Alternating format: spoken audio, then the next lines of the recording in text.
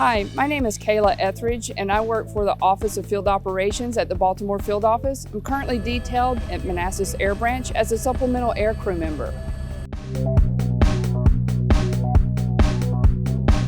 Actually, my grandfather was the first sheriff of Houston County in Alabama, and that propelled me to thinking that maybe I would want to do law enforcement. However, there weren't many women in law enforcement at that time, and it was later on when I actually joined the Army, where I became a military police officer working K-9, that propelled me on into my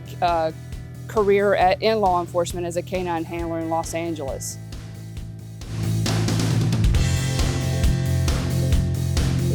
Being law enforcement, it is a male-dominated career that I've chosen, and there have been many obstacles, but one that probably sticks out the most for me is when I was a defensive tactics instructor.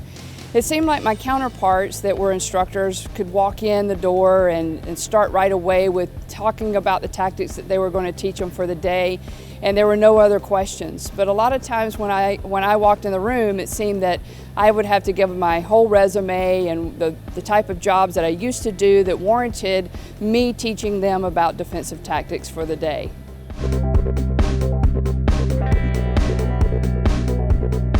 If I could give my younger self advice, I would say to trust yourself and believe in your own instincts, that you are just as good as those that are around you, that no matter how strong you may be or not strong enough, it's just a matter of learning the right way to do it in order to make it work for you.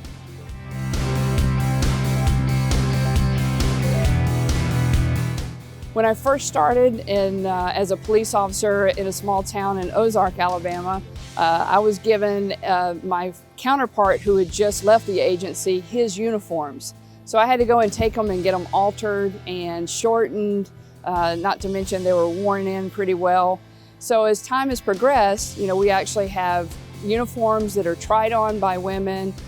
to make sure that they fit our physique, to where we do look professional in our uniforms and are taken seriously. It's not a one-size-fits-all, and we all deserve to be safe in the job that we're doing, so going the extra mile to make sure that that piece of equipment fits everyone, no matter what stature they are, is a